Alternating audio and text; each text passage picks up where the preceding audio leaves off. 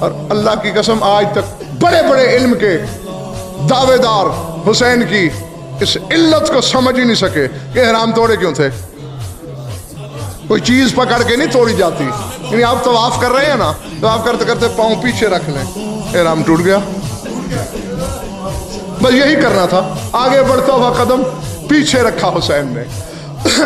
جی بظاہر تو ایک شے نظر آتی ہے دنیا کو, جب تحقیق کی میں نے پتہ ہے حقیقت کیا سامنے آئی. 3 گروہ بھیجے تھے یزید نے.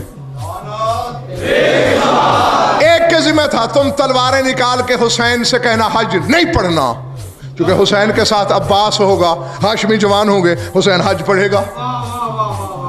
حسین ضد کرے گا, تم حسین پہ ٹوٹ پڑنا, تم حسین کو مار دینا.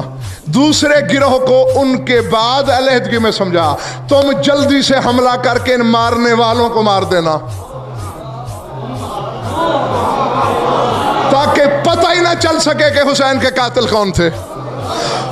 کس کے بھیجے ہوئے تھے؟ تیسرے گروہ سے کہا تم دائیں بائیں بھاگ پڑنا اور شور مچا دینا کہ جس کعبے میں کعبے کا وارث محفوظ نہیں, حج ساکت ہو گیا,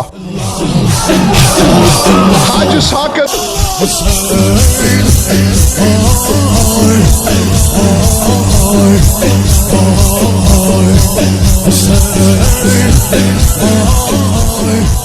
Oh